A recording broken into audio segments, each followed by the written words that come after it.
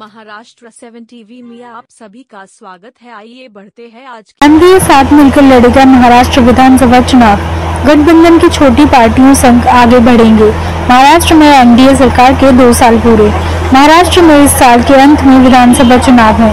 India block में शामिल Congress, NCP और शिवसेना महाराष्ट्र में महाविकास अघाड़ी में भी शामिल है। रविवार को एनसीपी प्रमुख शरद पवार ने कहा कि कांग्रेस, शिवसेना और उनकी पार्टी मिलकर इस साल अक्टूबर में होने वाले महाराष्ट्र विधानसभा चुनाव लड़ेगी। पवार ने ये भी कहा कि महाराष्ट्र में प्रमुख विपक्षी दलों की नैतिक जिम्मेदारी है कि वे राज्य विधानसभा चुनावों में छोटे सहयोगियों के हितों की रक्षा करें, जो 2024 के लोकसभा चुनावों में गठबंधन का हिस्सा थे।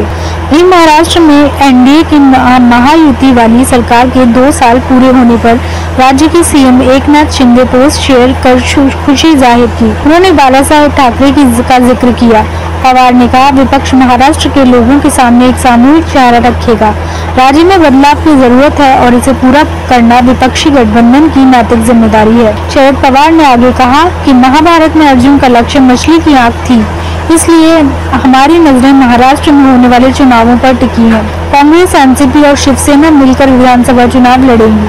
महाराष्ट्र के पूर्व मुख्यमंत्री ने कहा कि राज्य में सीटों के बंटवारे पर बातचीत शुरू नहीं हुई है, लेकिन जल्द ही शुरू होगी।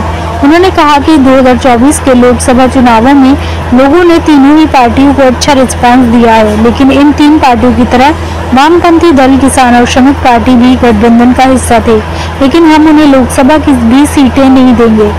इन पार्टियों के हितों की रक्षा करना हमारी नैतिक जिम्मेदारी है। विधानसभा चुनाव में इन पार्टियों के साथ आगे बढ़ने का प्रयास किया जाएगा। एकनाथ शिंदे की पेश के लिए राज्य बजट पर पवार ने कहा कि अगर आप खाली जेब लेकर बाजार जाते हैं तो क्या होता है।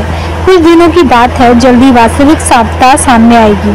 वहीं महाराष्ट्र में एनडीए वाली शिवसेना, शिंदे गुट, एनसीपी, अजित गुट और बीजेपी वाली सरकार के राज्य में 2 साल पूरे हो गए।